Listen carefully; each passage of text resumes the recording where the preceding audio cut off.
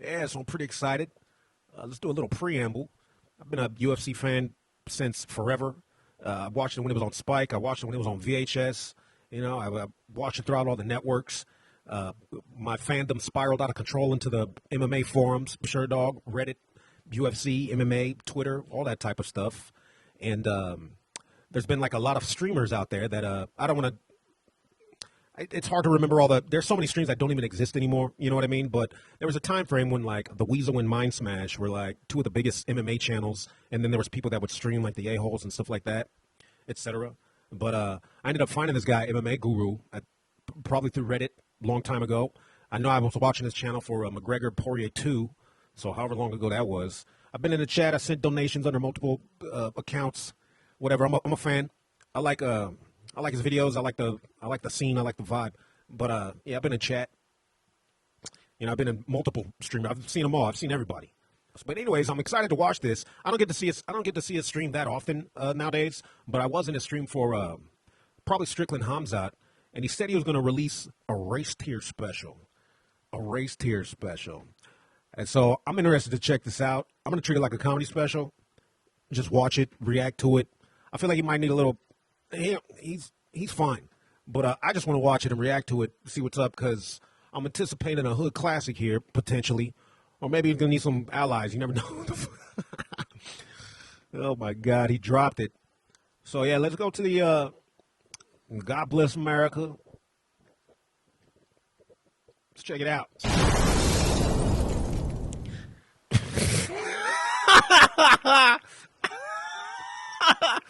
What a fucking world. All right. Oh, my, 2 hours? Who drops a 2.5 hours comedy special? Who does this? I'll always watch them when I catch the videos. I'll watch them at 1.5. I'm going to do that right now. That's just how I listen to them. What are you going to do? How are you going to do we not have dark mode for this map? Anyways, I'm excited to check this out. This is the riskiest video I have ever made in the history of being an MMA YouTuber, and I've made some risky ones, so... I don't know if that's too loud. Is that too loud? Before I even get into describing what is about to go down in today's video, I just need to let everyone know and make sure everyone's aware that if you are easily offended, just leave, okay? We're going to be saying some uncomfortable truths in today's video. It's going to last a long time. I'm going to get very detailed, okay? Because in today's video, we are doing the UFC Race Tier List, okay? Very risky business.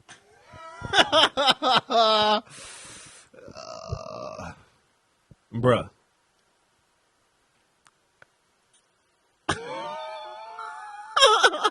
Oh my God. This is the silly. I don't know why this is so silly. Hold up. Today's video, it's going to last a long time. I'm going to get very detailed, okay? Because in today's video, we are doing the UFC Race Tier List, okay? Very risky business. Very risky business. But it's a topic of discussion. This is out there. Every video, it's going to last a long time. I'm going to get very detailed, okay? Because in today's video, we are doing the UFC Race Tier List, okay? Very risky business. Very risky business. But it's a topic of discussion. This is out there. Everybody knows what I'm talking about, dude, okay? Different sectors of the fan base are rooting for different people, and it's just...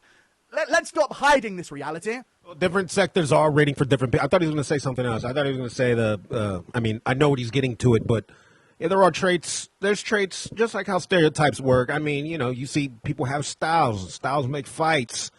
Styles are sometimes flavored in the colors of the people where they're coming from. I mean, and just accept, there's some teams in the fan base of this sport, okay?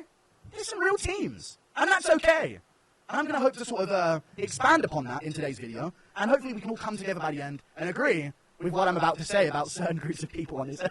Hopefully we could all come together and agree. I mean, it should make for interesting dialogue at least. Very risky stuff. So there's going to be layers to this, okay? We're going to eventually get to a tier list. That's the end game, okay? And maybe I'll update it as I go through the video, because we're going to go through topic to topic. But I'm looking at a world map here, and there's a lot of countries that just aren't in the game, okay? They aren't playing the game. There's only a certain few type... Very true. Very true. I'm surprised that there's no, like, what? Doesn't make sense. Oh, doesn't exist. Doomed forever. Potential, but not in the game. Okay. And then everybody else is an actual player. Yeah. This isn't really a country thing, if we're being honest. Okay, just another real blanket statement. When I say English... India, doomed forever. I guess. And I can't play guessing on all the countries. I'm an American after all. My geography's a little rusty. I need to watch Animaniacs. You know what I'm saying? I'm just keeping it real here, okay, guys? I'm just keeping it real. But to be fair, when I say American, I guess I'm going to have to mean the Native Americans, okay? This is teams, okay? We're talking teams here in today's video. So I've got the initial layout here, and we're going to go through some things. It's an interactive map. I can click on things. All right, by teams, I'm guessing he means factions. And I can start sort of like going through some things and letting you guys know we've got 3 classes to begin with, and then we're going to get into the leftovers, and we're going to move on to another part of this video where I'm going to just give some breakdowns. You know what I'm saying? We got the different groups. Hidden behind... The Hawaiian Alliance. I mean, we had to use Diddy and LeBron. All right. And these...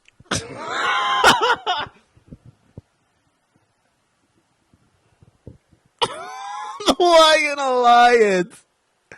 I mean, oh my Lord. This is silly. Blocks and shapes is analysis. You know? Listen, it's analysis. And it's very brutally honest analysis, and there are some positives and negatives. And we're going to go through some groups, like the YN Alliance, okay? We're keeping it very vague here, but we all know who I'm talking about when I mention the YN Alliance.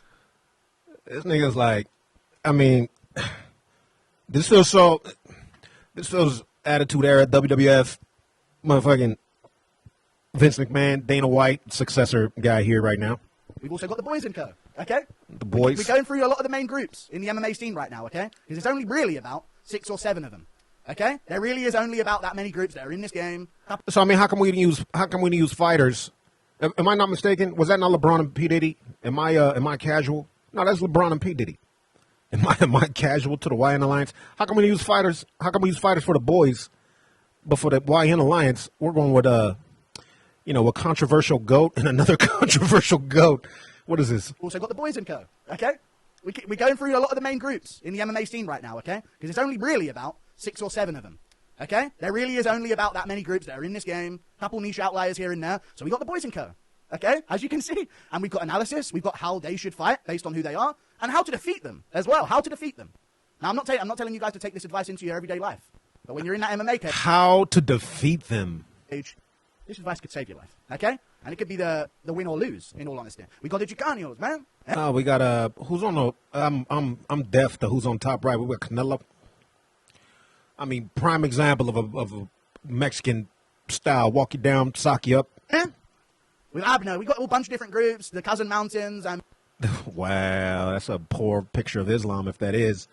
All right. In the Uso Blobs.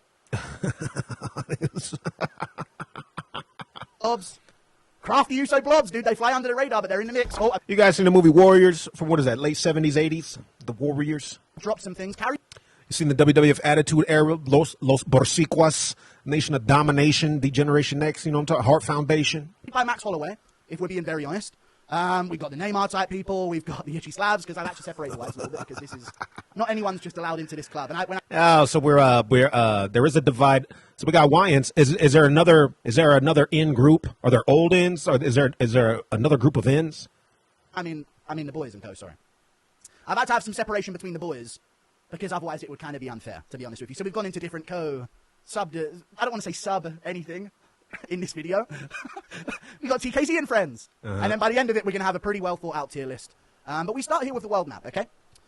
And what we're looking at here is there's a certain group that's doomed forever. Again, if you're easily offended, it's time to look away. And I think there are certain groups on Earth that are just kind of doomed. If I see you in an MMA cage, we're fading the bet. It's not happening. If you're a favorite, we're taking the underdog. If you're an underdog, the favorite's a lock. Okay?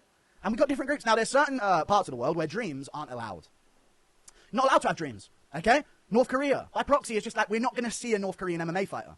I just don't think that day's going to come unless we save them. I don't know what's going on over there, but it's all good. Then we've got other parts of the world.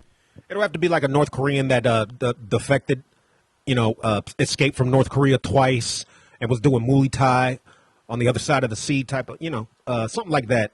But yeah, in its current state of politics, it'd be hard to get a UFC fighter out of there. Where they're just kind of doomed, okay? And there's a bit of every time they walk out to a fight, or every time you see them in an MMA cage, you're kind of wincing, and you're worried, and you feel like you know what's about to happen, and then sure enough, they're slimed out cold live on TV. Slimed out. India falls into this department. I've got a big Indian fan base. There's loads of them. I didn't mean to say that like it was a threat, okay? But there's so many of them, okay? But either way. Hey, over 1 billion. There's over 1 billion of these motherfuckers. In an MMA cage, in combat sports in general, but we're going to keep it to MMA, because otherwise Thailand's going to go, cool, what about Muay Thai? It's just too much to discuss. We're going to keep it based on UFC performance and MMA performance, okay? We've got India. Doomed. It's tough. It's a tough reality, but unless things rapidly change, and this comes into it as well, there's billions of them, no combat sport success. Unfortunate, unlucky, and it's also in a similar region here, Maybe in the north. He said no combat success. I have to Wikipedia that, but based off of memory, which could be shoddy, yeah, it's that's you ever seen a Bollywood flick? You ever seen a street fight full of All Koreans are dogs, and you just don't know it yet, okay? Which would explain why they're so terrified of South Koreans and the Japanese if they were actually dogs secretly. But either way, maybe they got that dog in them. Maybe they're tough guys, and we just don't know it. But they're going to be out of the game for that reason. And we've also got, other parts. I don't even know these places, but just the general gist, I don't think we're going to see any combat sports success from this area. It's unfortunate. You're getting slammed out. It's just unlucky. Egypt, history merchants, living in the past, let's be honest. Cool, pyramids. Wow, that's crazy. Anyway, guys, isn't it a bit hot? Let's get back to Europe. I'm just keeping it real. And we got history merchants, he says. Ethiopia. Okay, so doomed forever. India, Saudi Arabia, Egypt, Ethiopia. I'd have to do a little bit more research about this, but I'm picking up what I can. Let's listen. Ethiopia and Somalia. It's tough. Okay, it's going to be real tough. It's just that head is hard to miss. I'm sorry, it just is really tough. We don't see much combat sports success, and this might be the more offensive part of the map segment of today's video because I'm already just barely dodging landmines here. But this is the part where doesn't exist, and I haven't heard about anyone from Madagascar. I'm not convinced it exists. And maybe that's ignorant of me, and listen, I know that there's sort of an island somewhere. But if not for the film Madagascar, and that goes the same for Uruguay and Paraguay. And these places, we're making stuff up. We're just making stuff up. Mexico, in terms of when we get to the Chicanos, or maybe we'll get to them soon. So I can see that. I can't hear, John Anik, from Madagascar. Yeah, I don't know. When we get to the Chicanos, they're very Mexico heavy, okay? Very Mexico heavy. What's the rest of these guys doing down here? They're not really in the game. And then we've got the rest of them that are sort of potential that are in the game, and that's sort of this region here, but we don't really see too many fighters from this area, to be honest with you. Most of the fighters out of Africa we typically see in this area. There we go. Move that picture. Here, top right of the screen, off to that side, you know what I'm saying? And then we kind of got this region around here where we don't really see many fighters, but I think if the infrastructure was there, they would be very capable in the game of MMA, okay? They would be. And we've also got, Israel is, in my opinion, in the category, it's kind of a small spot. It must have no influence because of how small of a place it is. But they're just in the doomed category as well. We don't see any combat sports success, zero combat sports success whatsoever from that region. But I'm just going to start filling up stuff. I think Kazakhstan's on the rise, but we don't really see them in the sport yet. And, some other parts of here, we see some Moroccan fighters here and there. But, again, these spots, we just don't really see anything. But I think the potential is there, so I'm marking them as green. Chile, a little bit of a Pedro Pascal merchant, if we're being honest. If not for Pedro Pascal, who cares? That was it. Not really got anything going on around these regions of the world. Ecuador's got some Morales, Marlon Vera. There's some hope there. But really the game is being played, if we're being very honest with ourselves here. If you look at the map right now, really the game is being played. I guess I should undo Myanmar. But really the game is being played by the countries that haven't already been filled in here. Okay? And that's going to lead us to the next segment of today's video. I like how this is being cooked. It's half prepared, half improv. This is a lot of fun. All right? Which is the breakdown segment of the rest. I think I've very quickly, with just a few clicks at the start of this video, limited this tier list down to the best of the best. The ones that are doing the best in MMA, the ones that are doing the best in combat sports when it comes to MMA, so not combat sports, or it will get tricky. Then we're talking, what about Muay Thai, and what about this? And in ONE FC kickboxing, we're not playing these games. We're talking MMA, we're talking UFC. And we just don't see anything from these regions that I've already marked out. Okay? So we're going to get into the breakdown section. And I'm going to just rip the Band-Aid off. Okay? I'm ripping the Band-Aid off. We're going straight in with the YN Alliance, okay?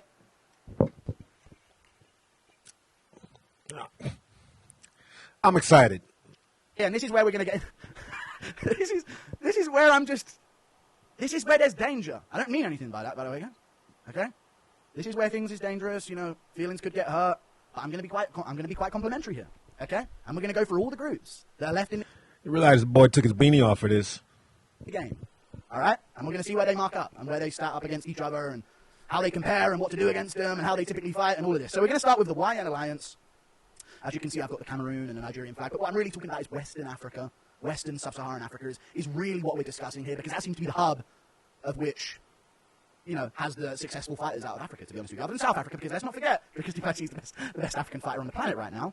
Let's not forget, okay?